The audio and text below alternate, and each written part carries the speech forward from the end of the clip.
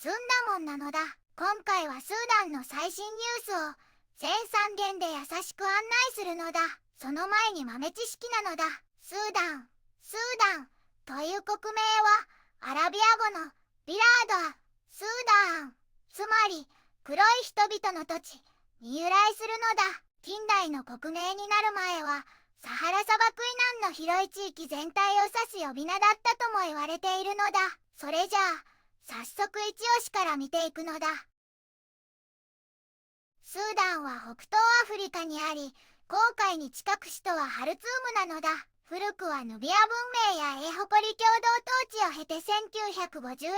年に独立したが、以後クーデターや軍政が続くのだ。人口は約4500万人で多様な民族が暮らすのだ。主要産業は農業や石油、金採掘で、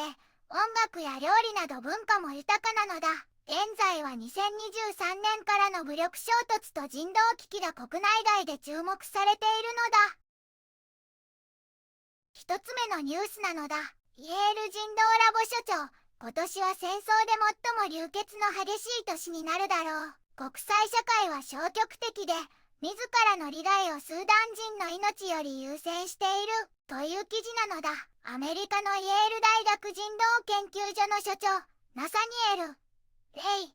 教授がスーダンの戦争について警告している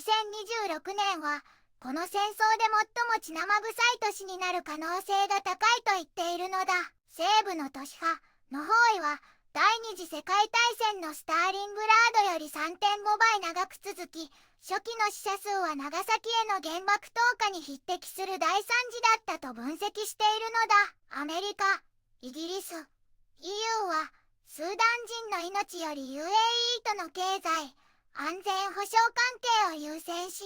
意図的に何もしなかったと批判しているのだ。現在、研究所は衛星などの監視資源をクルドファン地方のエルオベイド、ダレン、カドグリに移し、首都ハルツームへの新たな攻撃の前兆と見ているのだ。スーダン軍は兵士と空軍力が枯渇し、一方で RSF は傭兵と部族動員、ドローン、空軍で優位に立っているのだ。軍と RSF は共に民主化を止めるために戦っており、国際社会は民間勢力を排除した欠陥だらけの和平交渉で、どの独裁者が支配するかの争いを助けているだけだと非難しているのだ。教授は、民間人を守る中立の武装部隊と RSF の武装解除、安全保障部門改革が必要だと訴え、世界は二度と繰り返さないという約束を裏切ったことをスーダンの人々に謝罪すべきだと言っているのだ。二つ目のニュースなのだ。アライトの活動停止と疫病の蔓延を受け、カルマ難民キャンプで人道的災害の警告という記事なのだ。スーダン南ダルフールのカルマ難民キャンプへ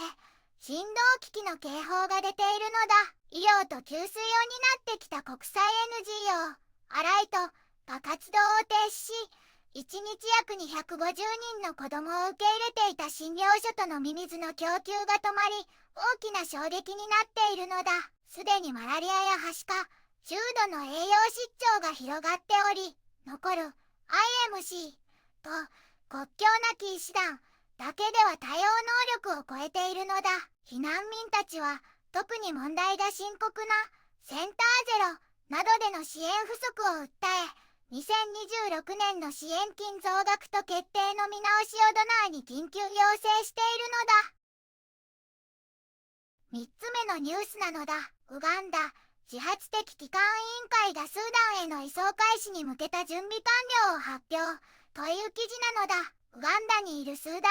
民の自発的帰還のための高等委員会がスーダン行き帰還便を始める準備が整ったと発表したのだ。日程は後日公表で、選ばれた人には委員会から専用番号で直接電話連絡するのだ。選考はスーダン大使館や UNHCR、難民コミュニティなどと協議した厳格な基準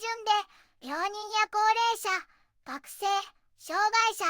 経済的に困窮する人、公式に呼び戻された職員、特に難民キャンプ居住者を優先するのだ。公式プラットフォームでの事前登録が必須で、選希望者の期間完了まで登録を開いたままなのだ。委員会はスーダン人や企業、航空会社の支援に感謝し、最後の一人が帰るまで事業を続け、祖国再建への参加を呼びかけているのだ。スンダモン、スーダンの人々に一刻も早く支援と安全が届きますように祈るなのだ。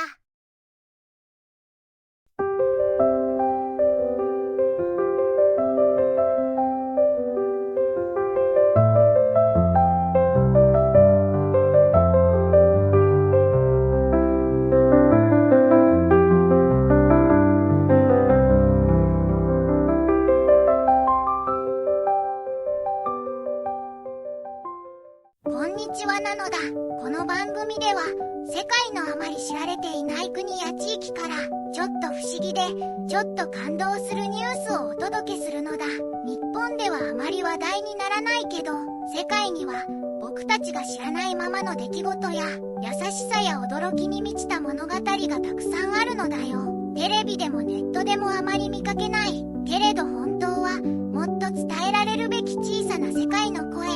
そんな声を僕と一緒に見つけに行くのだ。さあ、一緒に知られざる世界の旅を始めるのだ。